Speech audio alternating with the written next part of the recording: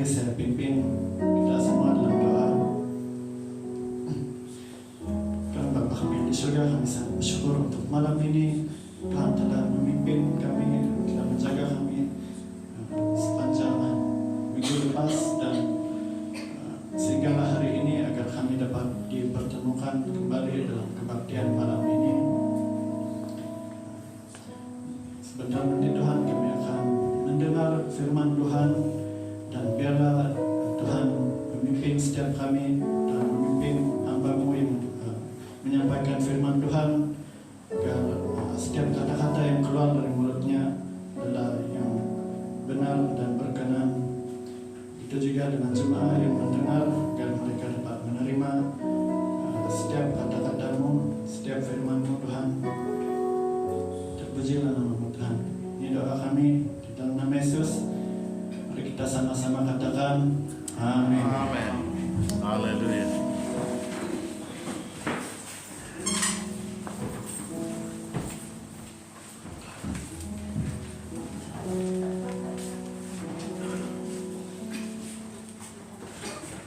Shalom.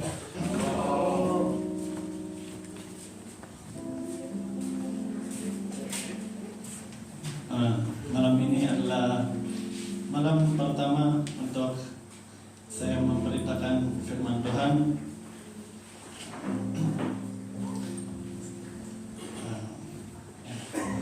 Mungkin saya tidak lagi asing di sini, walaupun katanya khotbah jemputan dari sini juga. Jadi saya pertama sekali ingin mengucapkan terima kasih untuk SHB Pekanbaran karena memberi peluang untuk saya berkhotbah, dan juga telah menyediakan penginapan di sini.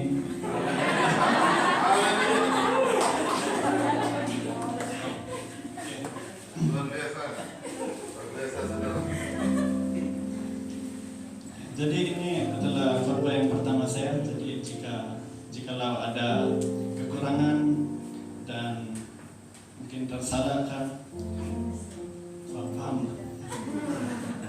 Oke, untuk khotbah malam kita pada hari ini, mari kita buka teks Injil Roma 12 ayat 2, dan saya meminta untuk jemaah membacakan untuk sebelah kanan membacakan ayat yang pertama, dan sebelah kiri saya membacakan ayat yang kedua dalam terjemahan baru Indonesia.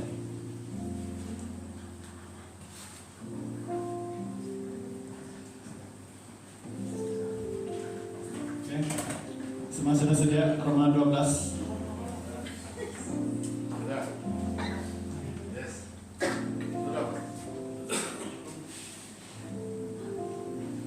Sebelah kanan boleh mulai membaca Roma 12 ayat yang pertama.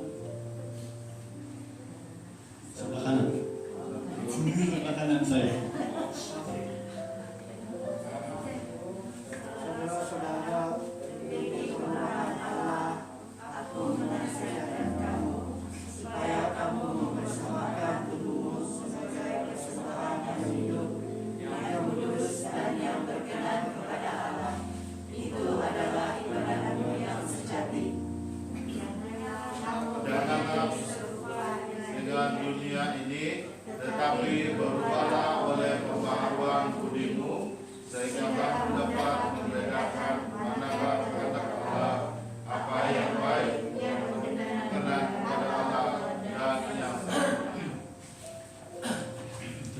Untuk pembacaan yang sudah dibacakan tadi.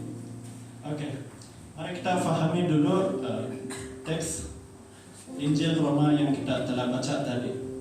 Jadi Injil Roma ini ditulis oleh Paulus pada jemaah di Roma, dan seperti kita dengar khotbah 2 minggu yang lepas, kalau tidak silap saya dikhotbahkan oleh Deacon Patrick.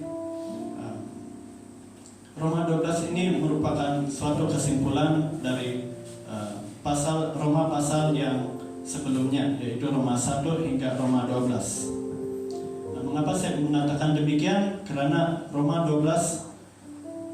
pasal Roma 12 ini dia bermula dengan karena itu. Jadi kita perhatikan perkataan dimulakan dengan karena itu, menandakan ia sebuah kesimpulan bagi Injil Roma. Dalam Roma 1 hingga 11 kita dapat mengenal pasti bahwa banyak ajaran tentang bagaimana kita boleh mendapatkan keselamatan kekal. Tentang pengajaran ini termasuklah tentang hal setiap orang yang bersalah, dan kemudiannya tentang bagaimana Allah membenarkan manusia, dan topik yang seterusnya adalah bagaimana kita menjalankan hidup beriman yang baru. Nah, semua ini ada berkaitan dengan topik kita pada malam ini, yaitu persembahan yang benar. Dan sebelum itu juga, mari juga kita mempelajari latar belakang kehidupan orang dahulu, orang dulu-dulu yang berada di dalam Alkitab lah.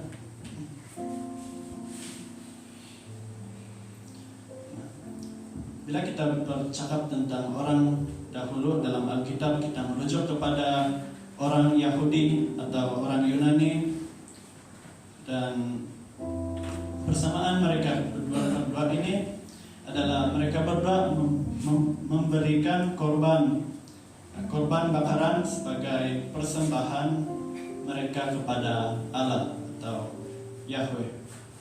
Itu untuk orang Yahudi lah. Dan sejak dahulu lagi, yaitu korban persembahan yang pertama dicatat dalam Alkitab, yaitu sejak Kain dan Habel, bukan? Dan di sana kita sudah melihat apa persembahan yang benar dan apa juga persembahan yang tentunya ada persembahan yang tidak benar. Oke. Sekarang kita lihat juga dalam untuk konteks Roma khususnya, yaitu orang Yunani. Oleh karena mereka juga turut mempercayai Tuhan kuno untuk Greek atau Yunani, yaitu seperti Zeus dan sekeluarga. Itu merupakan Tuhan mereka atau dewa Yunani kuno.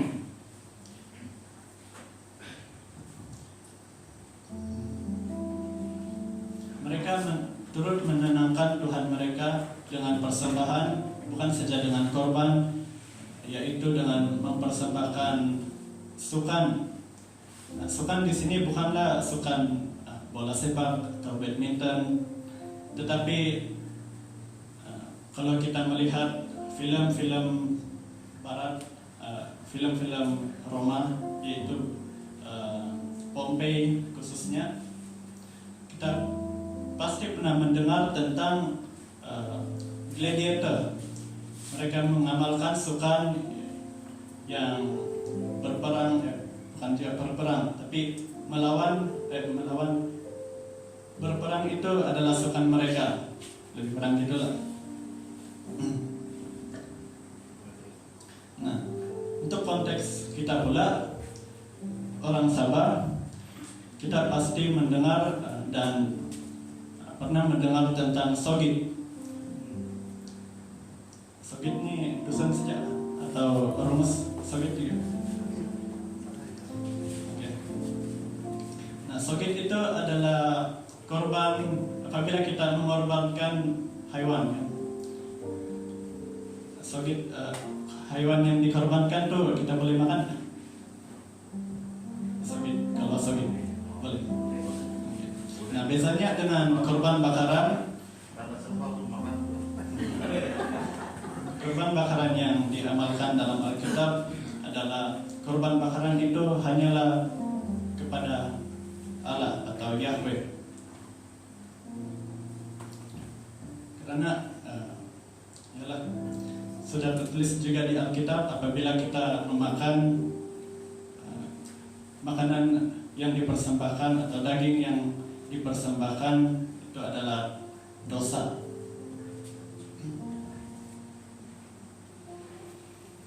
Kembali ke Roma 1 hingga 12. Roma 1 pasal 1 dan sehingga pasal 11.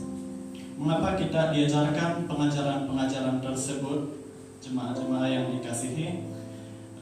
Hal itu diajarkan demikian agar kita dapat dipermudahkan dalam memahami apa itu persembahan yang benar dan apa cara memberi persembahan yang benar.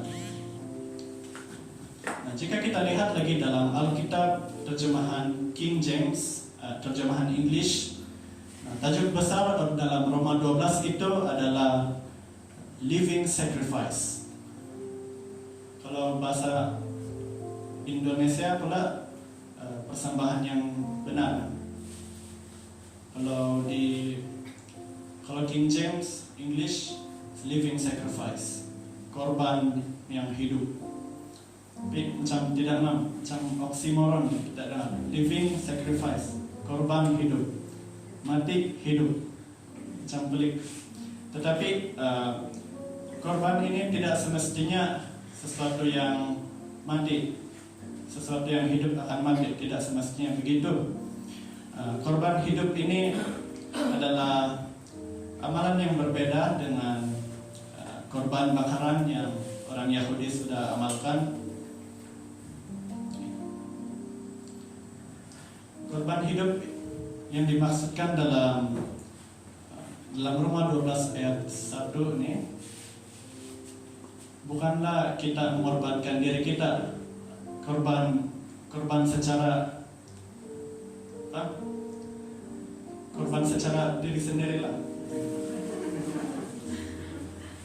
Tapi kita mengorbankan sesuatu dalam kehidupan kita, yaitu diri kita, bukan untuk mati, tetapi untuk menyerahkan diri kepada Tuhan.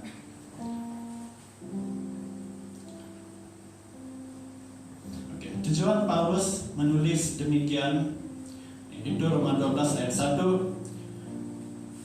Ayat itu dimulakan dengan karena itu saya menggesa. Dalam bahasa Yunaninya menggesa parakaleo. Parakaleo ini adalah dalam bahasa Yunani, saya menggesa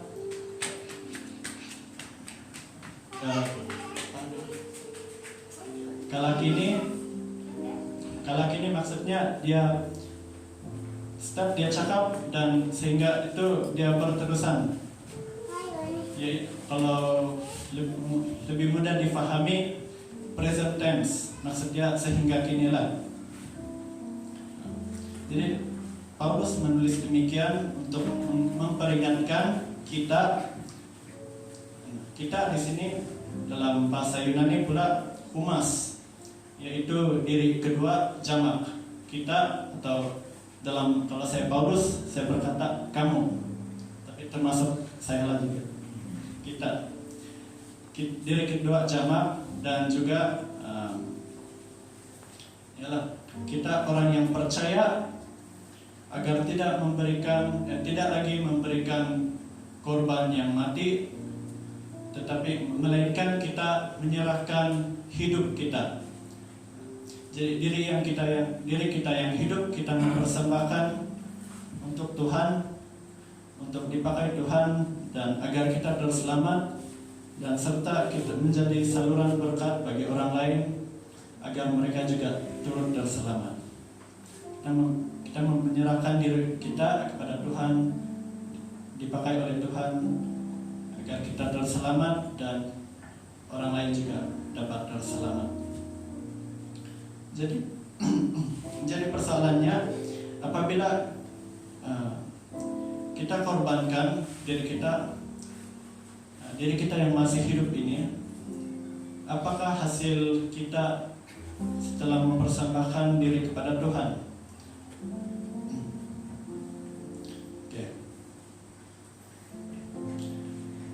Apabila kita memberi diri kita kepada Tuhan, kita dipakai oleh Tuhan dengan banyak cara. Antaranya itu adalah kita melayani Allah. Kita melayani itu merupakan suatu persembahan yang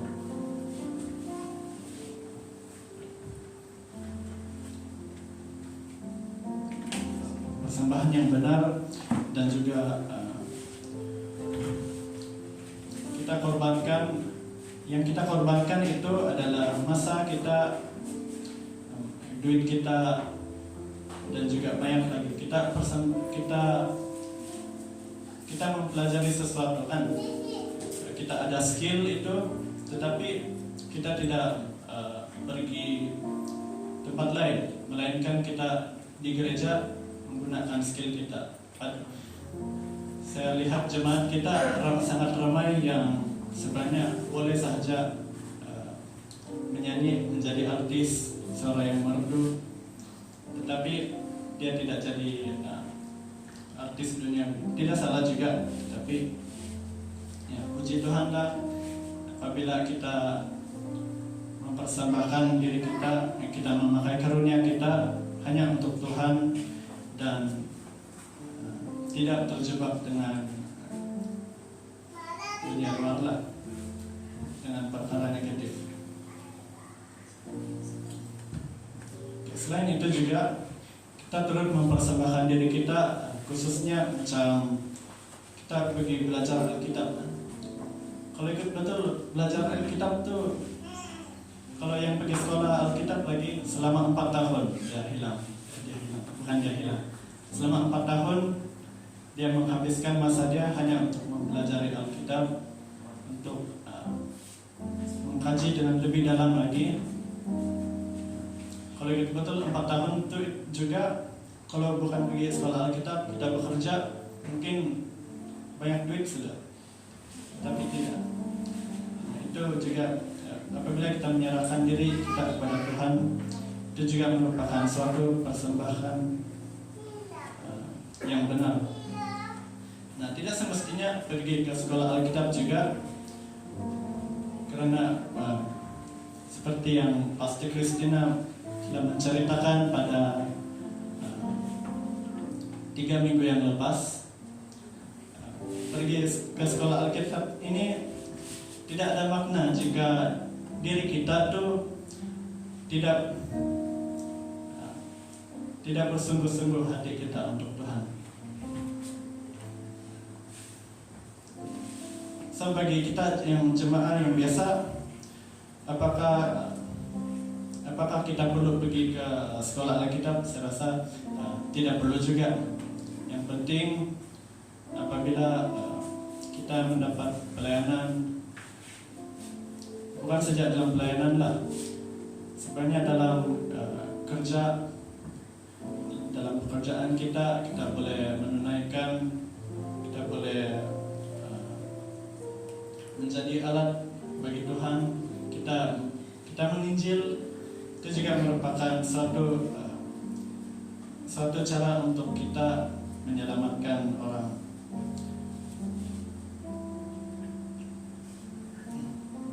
So, apakah hasil yang kita dapat apabila kita sedang mempersembahkan diri kita kepada Tuhan? Saya habiskan duit, saya habiskan masa, apa saya dapat? Itu saya pernah tanya Tuhan, tapi Tuhan belum jawab lah betul-betul. Masih lagi di sini. Oke. Jadi antara reward yang kita dapat apabila kita mempersembahkan diri kita kepada Tuhan, salah satunya itu adalah berkat yang mencurah dari surga. Apabila kita menyampaikan persembahan, baik persembahan kasih, atau persepuluhan, atau pelayanan, atau pelayanan ini luas, termasuk pelayanan gereja dan luar gereja dalam pekerjaan. Antara yang kita dapat itu adalah berkat. Selain dari berkat, kita juga mendapat tempat di kerajaan Allah. Dalam 1 Korintus ayat 6 dalam 1 Korintus pasal 6 ayat 10, pencuri, pemabuk tidak mendapat bagian dalam kerajaan surga. Saya pernah nampak itu gambar kalau 1 Korintus 6 ayat 10 itu pemabuk tidak ada tempat duduk di surga. Jadi dia bilang itu komen, kita berdiri sajalah Om. Tapi tidak.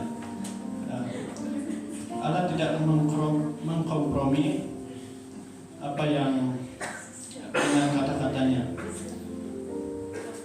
Apabila kita tidak bersungguh-sungguh, disitulah kita akan gagal. Disitulah kita tidak mendapat bagian dalam surga. Oleh itu jemaah yang dikasihi, baiklah kita orang yang percaya, kita mempertahankan dan kita meneguhkan iman kepercayaan kita dengan berbagai cara, yaitu dengan mempersembahkan diri kita. Jadi persembahan yang benar, apa pula dengan persembahan yang tidak benar? Persembahan yang tidak benar ini, jika kita dengar ayat itu, mempersembahkan juga, tetapi tidak benar. Dan kenapa dia tidak benar? Jika kita selidik balik dalam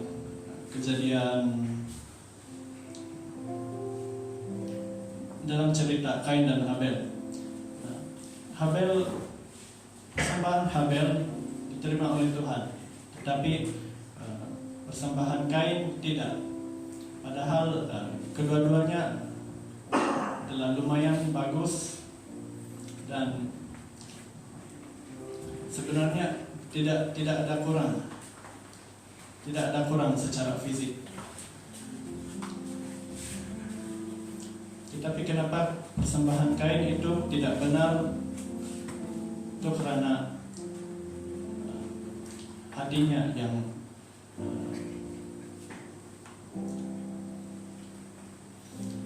karena persembahan itu tidak sah, karena dia tidak bersungguh-sungguh, dia meragukan imannya, dan juga dia memberi tidak ikhlas lah. Oleh itu kita jemaat yang berbahagia, haruslah kita melakukan persembahan kita, haruslah kita melakukan pelayanan kita dengan bersungguh-sungguh, dengan ikhlas, dan dengan penuh kerendahan hati. Itu yang penting. Demikianlah firman Tuhan kita yang pada malam ini.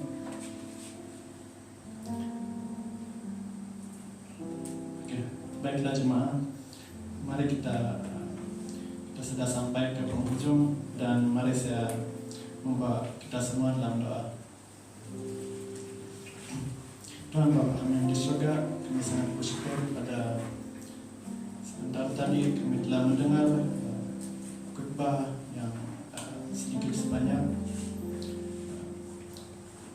yang menyentuh tentang persembahan yang benar yang terdapat dalam Roma 12 ayat 1 hingga 2. Tuhan, pimpinlah kami agar kami dapat mempersembahkan diri kami kepadamu Tuhan, dan agar Tuhan menyentuh hati kami, dan agar hati kami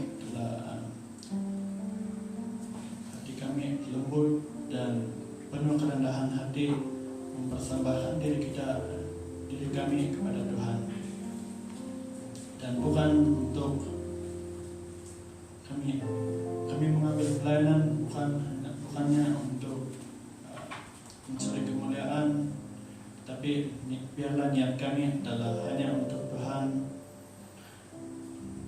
dan agar Tuhan menerima setiap apa yang kami persembahkan, agar persembahan yang kami persembahkan itu adalah persembahan yang hidup dan yang benar. Dalam nama Yesus Tuhan, kami kami sudah berdoa, di dalam nama Yesus kami sudah kami serahkan hidup kami di dalam tangan Tuhan. Amin. Oke, marilah kita menyatakan asas kepercayaan kita, dan saya ajak kita semua berdiri.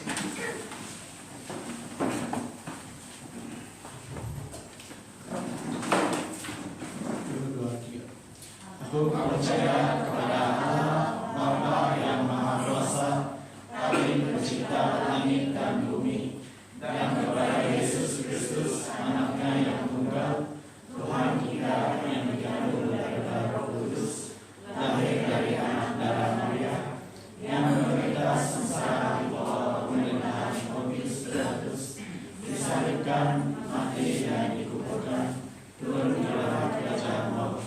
Pada hari yang ketiga, bangkit pula dari antara orang mati, naik ke surga, duduk di sebelah kanan Allah, Bapa yang Maha Kuasa, dan biasanya Ia akan datang untuk menghakimi orang yang hidup dan yang mati. Aku percaya kepada Roh Kudus, gereja yang kudus dan am, persekutuan Orang Kudus, pengampunan dosa, kebangkitan tubuh, dan hidup yang kekal.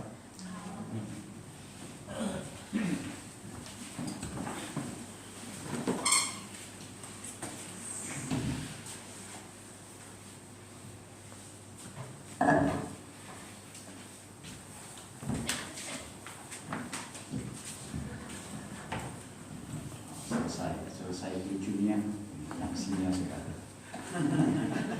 Ya, Tuhan untuk pertama kali